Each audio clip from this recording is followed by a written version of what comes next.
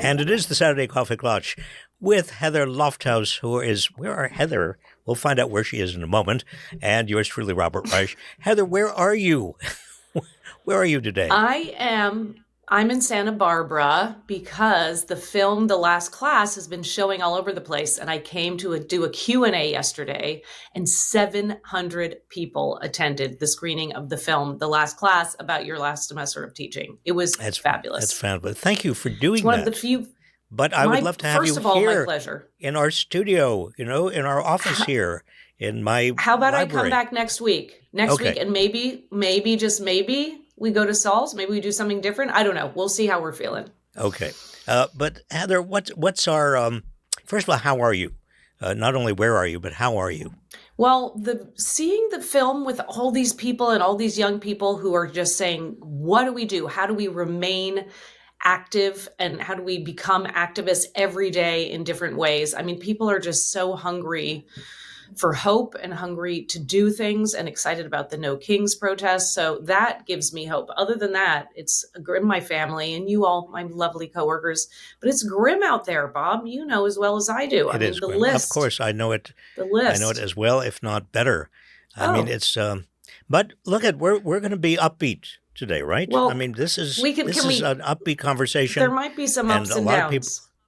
Well, the ups and downs, but let me just say, I think one of the themes for this week is I'm calling it the reveal, the great reveal, because Trump has shown himself. Now, every week he shows more and more, but this past week he has shown himself as the authoritarian, dictator, fascist, you use whatever words you're comfortable with, but certainly not a president of a democracy. And this is, I mean, people are catching on, Heather. I've talked with, people who I actually know and talk with, Republicans and even some Trumpers. And a lot of people are very upset by what he is doing in terms of sending troops to, Illinois and trying to get the troops into Portland, Oregon, and targeting his enemies and going after any liberal organization. I mean, this is the stuff that is. It starts with Jimmy Kimmel a couple of weeks ago, and it just builds and builds and builds and builds, and people can't take it. But your They point understand it. is that the worse he is, the more egregious, the more horrific that people are waking up and saying this he's gone too far. So there is a line Yeah, that's and right. he's crossing it. That's right. Exactly. This is not, people begin to see, even if they are Republicans and even if they are sort of voted for Trump, they're beginning to see that this is not about Republican versus Democrat or right versus left. This fundamentally is about whether you want to live in a democracy, where we are safe as individuals, or whether you want to live in a system, again, call it a dictatorship, whatever you want to call it, that is not a democracy, where each of us is vulnerable. None of us is safe. And that's what's happening. People are beginning to get that reality, that everybody is now vulnerable to this Trump machine. But what is he up to? Because you and I have talked about, so on the one hand, it's whims, it's Truth Social, there's no plan, there's no policy, there's no rigor and gravity, and intellect behind it all. And then on the other hand, it's what is he doing with all of these troops, with the ICE agents? What is there something around the Insurrection Act that's going to happen? I Please tell think I us. think there is a very specific plan. I think it was hatched by Stephen Miller and J.D. Vance and even Russell Vogt, the troika that sits around Trump and does the thinking for him. But I think what they want to do is basically eliminate democracy. That's been the purpose all along. But what they now feel like is that they have an opportunity to do that. And it starts with the deployment of ICE and trying to do it in such a way that people are outraged, and people should be outraged. I mean, what ICE is doing is going into apartment buildings and grabbing men, women, and children, some of whom are here legally, completely legally. This goes back to the theme of it could be you. It could be you next, and it's going and ICE is is taking people and disappearing them, and doing so many things that are so antithetical to what we in the United States believe in. But the demonstrations themselves that are a natural response to what ICE is doing are being used as a pretext for bringing in the National Guard, for bringing in federal troops. And Trump started to do that with Washington, D.C., and then he tried to do it and has done it to some extent in Portland, Oregon. And that's part of it, too, right? Chicago, these are Democrat cities. These are blue cities. That's right. Democratic cities. They are cities with Democratic governors, Democratic mayors, and they are cities that are going to be very critical in the 2026 election, which is part of the plan. You intimidate people in those cities. You put troops on the street in those cities. So people make, they say, well, should I actually vote? Should I actually, maybe it's a little bit too dangerous. That's what they want. But the Insurrection Act is part of the plan. The Insurrection Act, Heather, it goes back to 1807. I mean, it's an old law that has been used very, very rarely, but it allows a president to use the National Guard and also the Army in the United States, federal troops in the United States when things are completely out of control. But what was it designed for? It wasn't designed for some Democrat cities, right? Where a president was exaggerating about what was happening on the ground. In 1807, I don't think there were Democrat cities. It was designed for putting down only when governors and mayors and the officials that are normally in charge could not handle it, putting down essentially real uprisings. But you see, the irony here is the most recently it has been used for, it's been used for, when there were uprisings and riots in certain cities. It was used, I remember as a young person when during the civil rights movement, it was used, federal troops going into places like Alabama, but there were Alabama National Guard. They were federalized, but they were Alabama National Guard. The notion of actually taking troops or federal or people from the state of Texas, National Guard from the state of Texas, and putting them into Chicago when the mayor of Chicago and the governor of Illinois don't want those troops. This is new. I mean, this starts to resemble what we saw in 1860. The beginnings of a civil war. I'm not saying we're going toward a civil war, but you have to see this in the large context. I mean, this is beyond outrageous, and a lot of people are catching on. They're saying, "What?" And at the same time, he's doing the hyper exaggeration. He on Truth Social, the news media around him, his colleagues all over the internet making AI videos, and it reminds me. Remember when we watched all the debates together? And he would, they're eating the dogs. They're eating the dogs. And that became this meme. And it was like, no, they're not eating the dogs. But they're eating the dogs is the name of his PR and marketing play. I mean, everything's exaggerated, right? And the equivalent right now is Portland is burning. Right. I mean, down to the ground. Chicago is out of control. There are riots all over Chicago. And of course, these are lies. These are propagandistic lies. He is lying. This is not news that he is lying. I mean, as you just pointed out, this is Trump. But the people around him are also lying. His troika is lying. Pam Bondi is lying about what is happening in these cities. So they're trying to get the public to back him. But it is hard for the public to back him when average people who are in Chicago say, "What?" Right. I mean, nothing's happening here. No, but there have been some court rulings, right? I mean, so this is, I feel like, in the dam holding back Trump and all of what he is doing and represents. In the dam are some incredible logs. This is a terrible metaphor. That are these court rulings, right? A few courts are saying, hold on those troops, please. We're not doing that yet. Well, this and a lot of the court, I mean, the district court judge in Portland, Oregon, is a Trump appointee. And she said, no, you can't do this. This is unconstitutional, or it's a very high probability of being found unconstitutional. So I'm going to stop it. I'm going to block it for now. And we saw something similar with regard to the troops moving into Chicago. It's now being appealed, and Trump is going to appeal all of these things, obviously.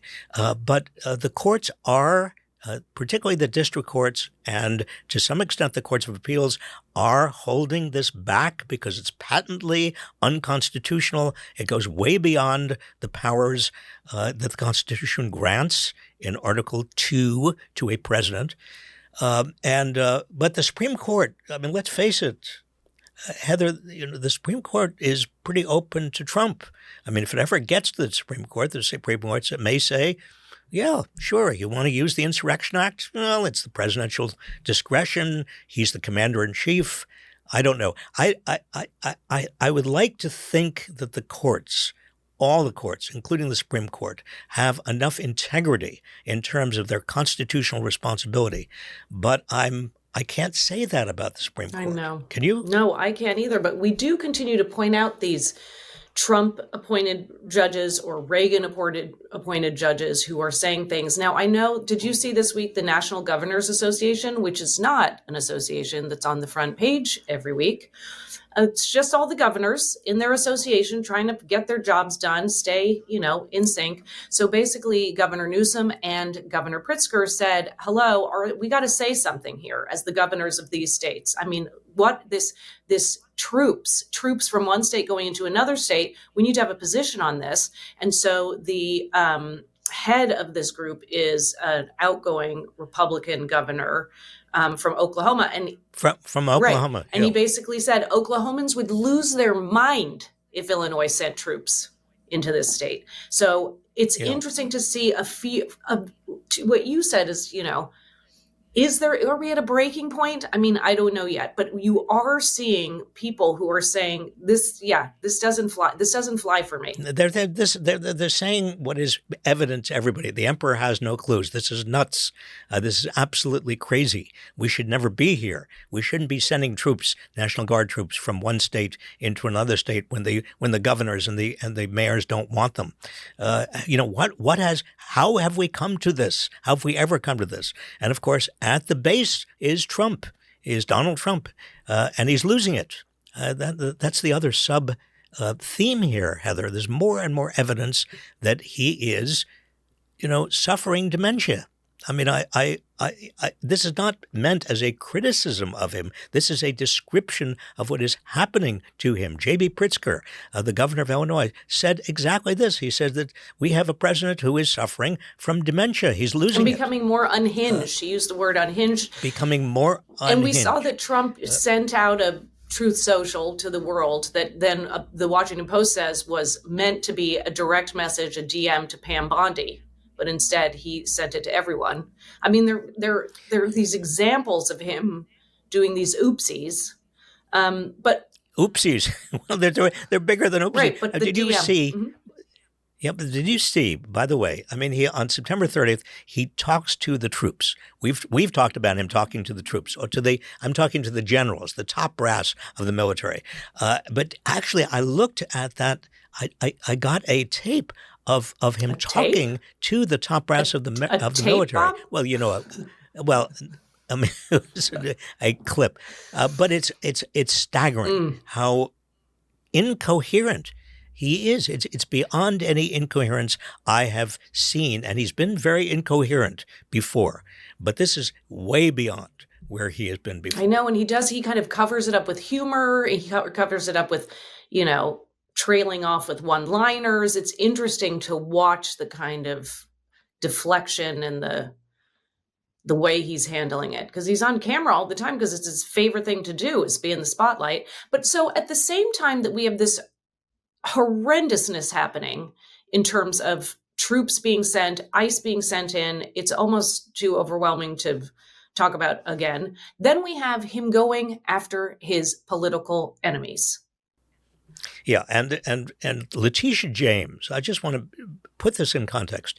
Letitia James is considered by Trump as one of his political enemies because she prosecuted Trump and got a victory in New York. She is the Attorney General of New York State. He is now indicted. He's got his Justice Department to indict the Attorney General of New York State. He couldn't get the U.S. Attorney in the Eastern District of Virginia to do it. That U.S. Attorney just resigned. Said there wasn't enough evidence. So he put in somebody else. He found somebody who would finally do his bidding. No other prosecutors in that office are helping her. She did the grand jury completely alone because because some people have integrity. And she, he Bob, finally found. She has no prosecutorial experience. Lindsay Halligan. I mean, no prosecutorial experience.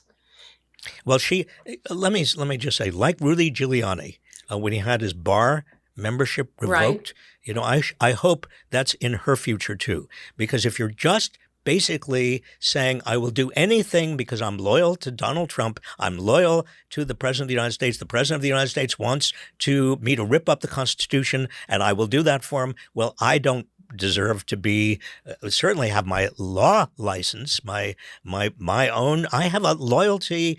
I should have a loyalty to the United States. That should transcend my loyalty to Donald right. Trump. But here she is. She's going after Letitia James. She had gone after James Comey, another so-called Trump enemy. And who's in line? Adam Schiff. The California senator is also in line. I mean, Trump says that he wants to go after Schiff as well. So you've got all of these Trump enemies. But it's important to know that the cases that are being built are very thin, right? Very shallow is what I'm understanding. I mean, I'm not a lawyer. Shallow, thin.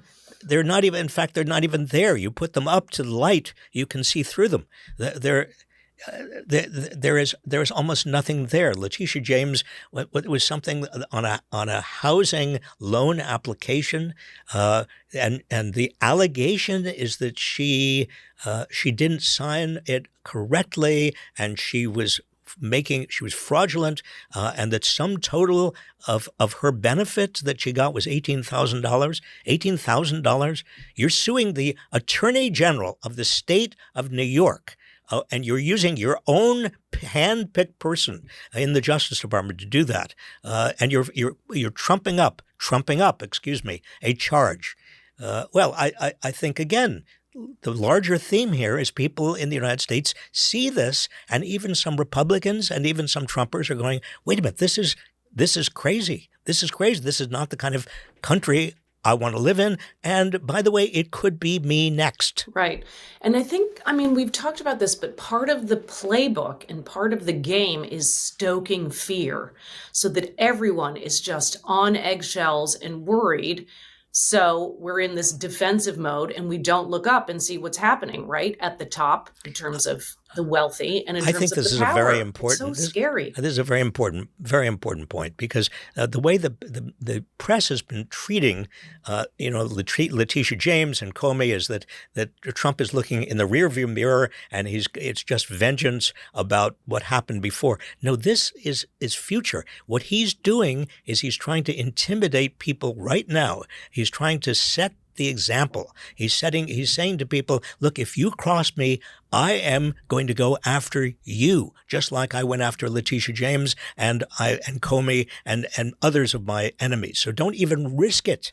This is part of the same playbook. It's part of the same plot. Right. This is the authoritarian playbook. And then we have Attorney General Pam Bondi, who comes out and says the administration will take the same approach to Antifa, which, by the way, we're not defining, as drug cartels. Well, and the approach the administration has taken to drug cartels is what? To bomb them, right? Yeah, one's in the water. To treat them as if they are enemy combatants. And is that what Pam Bondi is really thinking? That first of all, who is Antifa? Do you know any members of Antifa? Have you ever seen any members of Antifa? No. But this is what they do, No, right? It's woke. It's they use these phrases and then they create these mountains of fear and hatred around them. These ill-defined it's concepts. fear and hate. Exactly. It's fear and hate. And you just say it over and over and over. And you have all of your lackeys and enablers around you in the White House and in the cabinet say the same thing over and over and over again. We have this enemy within. We have an enemy within. And who is the enemy within? It turns out the enemy within cannot even be defined. It's Trump's personal enemies, or it's liberal groups like the George Soros's foundation. Is that Right. part of the enemy? And the within? grantees associated with them, and he's saying violence, anyone stoking violence, or kind of the terminology. And he's now saying indivisible. Indivisible. How is indivisible stoking violence? By the way, there is going to be a No King's Day 2 on October 18th, which is next week, next Saturday. And Heather, I hope you are out there. I'm going to be out there. This is not stoking violence. In fact, it's just the opposite, because what I say and what everybody says and what Indivisible keeps saying is, no, this is not violence. These are peaceful protests. And peaceful protest is the key to it. We're not going to play Trump's game. We're not going to fall into his trap. We are going to be utterly peaceful, but we are not going to be intimidated. We're not going to stop our free expression of our views and what we believe. And this is very important that we are actually out there next Saturday. I agree. And in the meantime, the shutdown continues. What is the latest that you know? Is the House ever coming back? What's happening?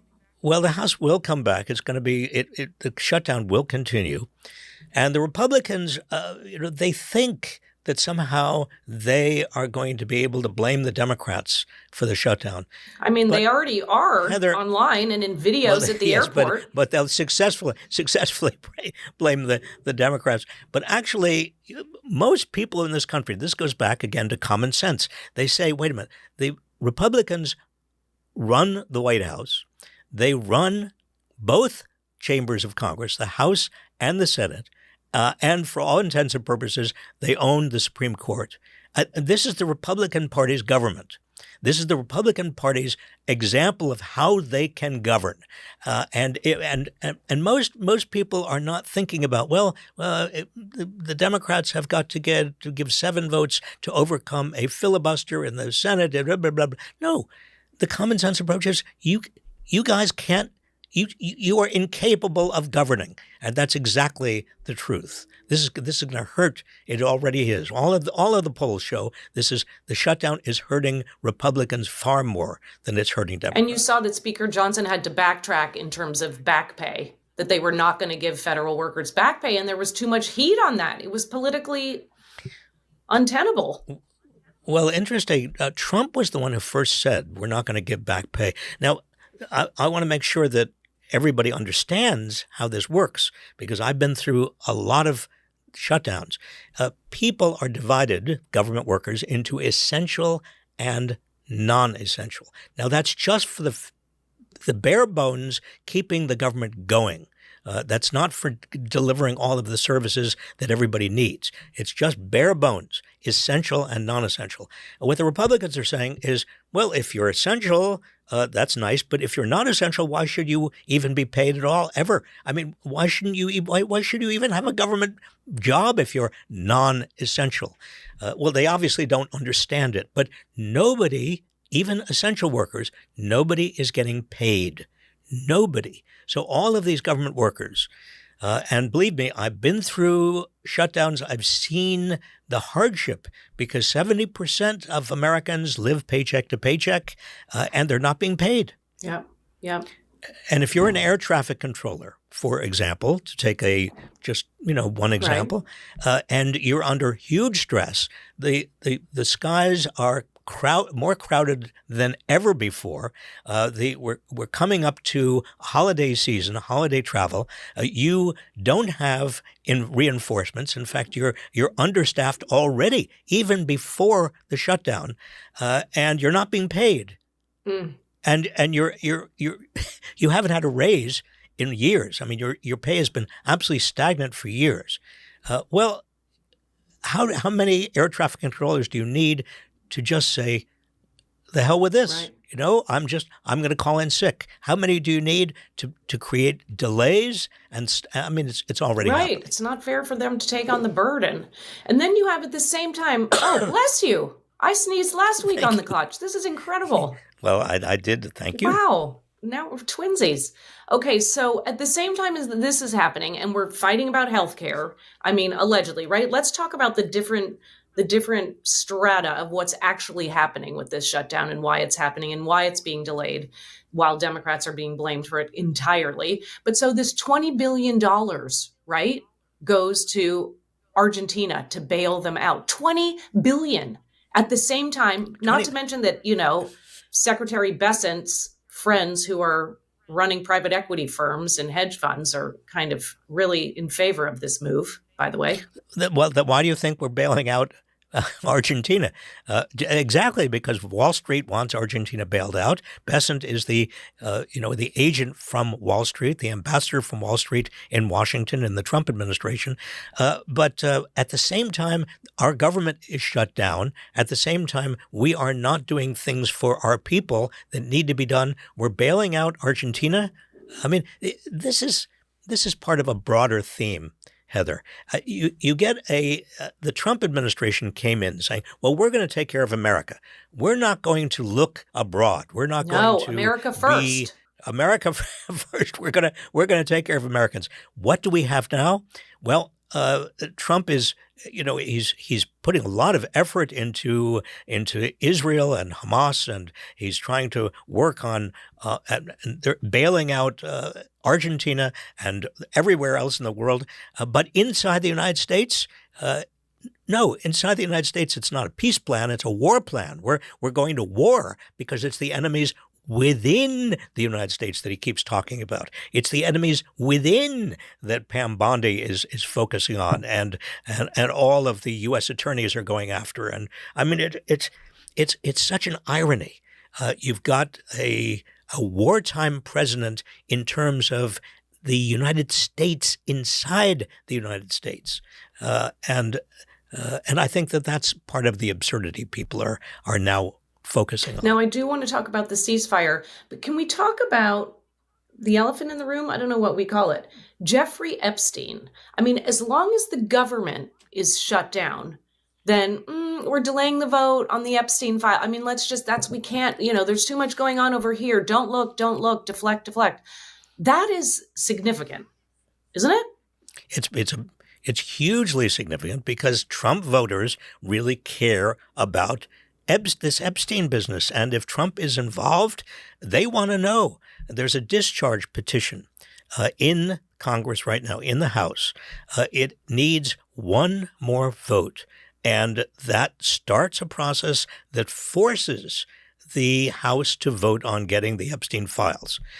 And that one vote is coming it is already committed from the new House member from the 7th District in Arizona. Yes.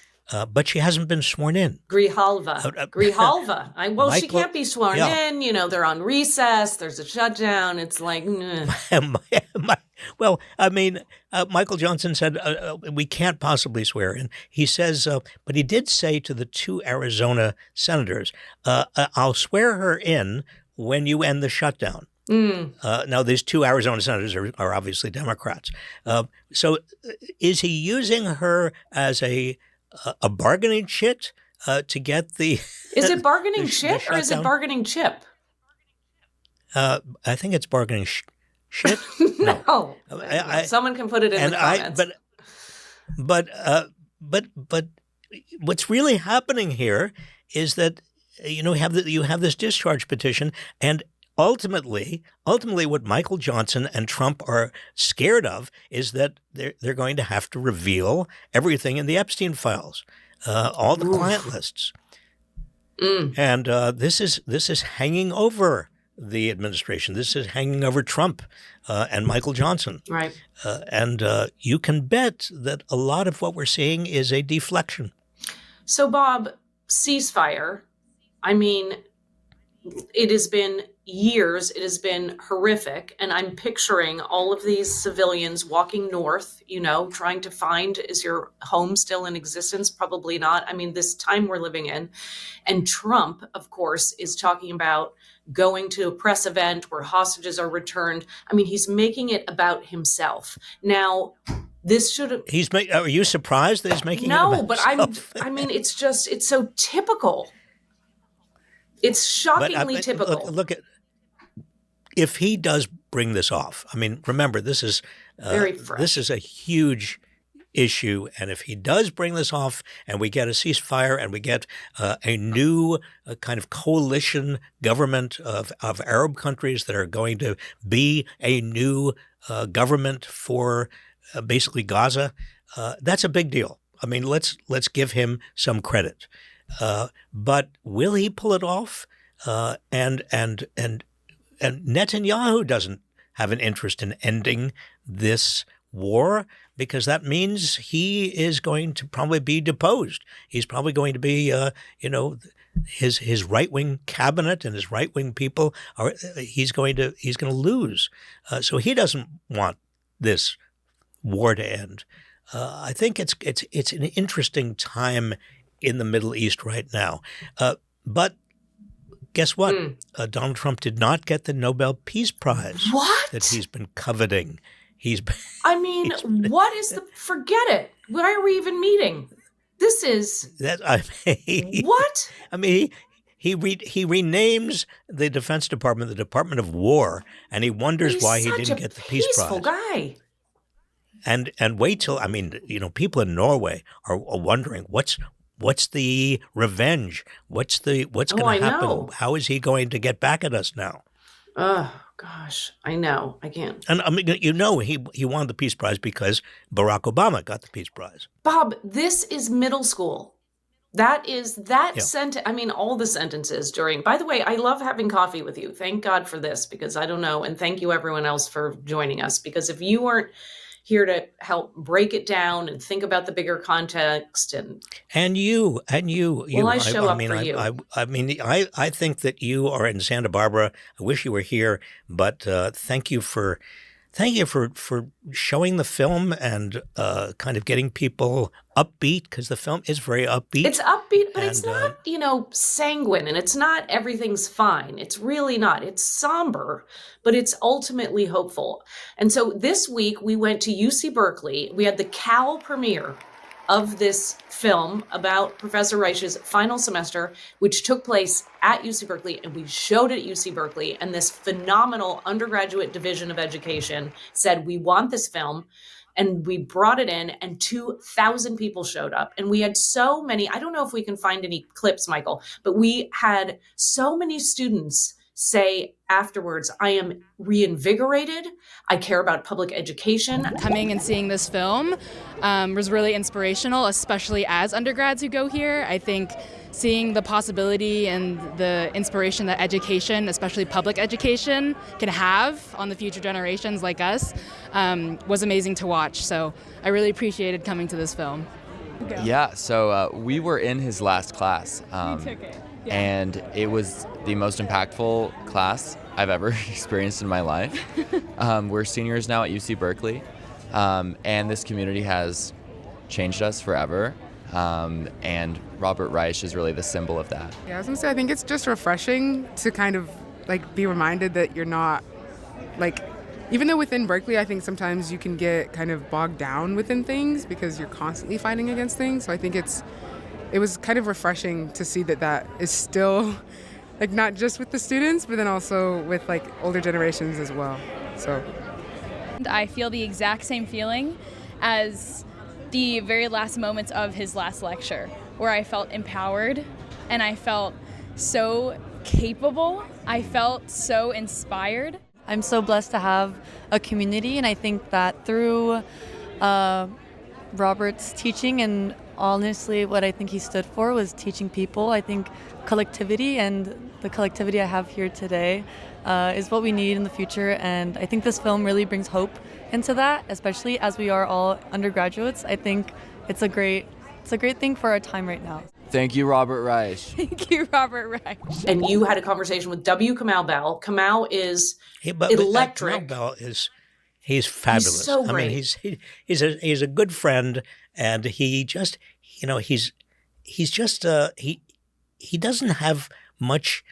How can I say this? He is so clever. He's so smart. He's able to think so fast about these fundamental issues, and yet he doesn't have such a big ego. I mean, so he is able to have a conversation in front of 2,000 people, and which is also hilarious. And then he says to you, "What's the homework? What's the homework, Professor? What homework are you giving these 2,000 people?"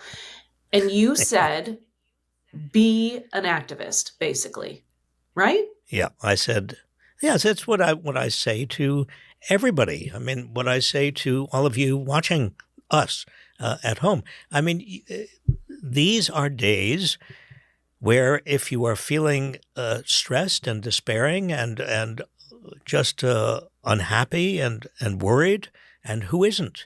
The best antidote to that is to be an activist, to get out there, to even in small ways. You don't have to spend every day as an activist, but even in small ways, writing letters to the editor and calling your members of Congress and causing good trouble and on October 18th getting out there and holding signs in your local community and protecting the vulnerable, having a sanctuary community. I mean, there are all sorts of things that people can do, you can do, but it makes you feel good too. It's not just that it's good for your community and good for the country. It's also good for you, and it's just a reminder that, as we say over and over again, democracy is not a spectator sport. Democracy needs you. And now that we're at a phase of the Trump regime, it's only been 9 months. I can't get over that. I mean, we have another 39 to go. I mean, I laugh, but I laugh out of really sadness and irony. But if this has happened in 9 months, and so many people are beginning to see that they and their families could be directly affected, because because they're Latino or because they are LGBTQ plus or anything else, but it could be that they are a white straight male, and they could also be caught up in this dragnet. I love that this is what it takes. It's like Kamau was kind of talking about that. It took Jimmy Kimmel. It took Jimmy Kimmel for us, that he was the litmus test. Like that guy who would have been fine. I mean, I agree with you, but it's a horrific time what it's taking for so many of us to pay attention and wake up. And I do think that one reason people are going to see the film, if you haven't seen it, thelastclassfilm.com, is because coming together. Is that the last class film, all one word.com? Yes, you're good at it. But so people coming together, and this one man, Kai Boyd, who runs one of the theaters we showed the film in, he said he talks about there's the home, and there's the work, and there's a third place. And the third place is your community spots. It's your movie theater. It's your synagogue. It's your local coffee shop, which happens to be you're my local coffee shop.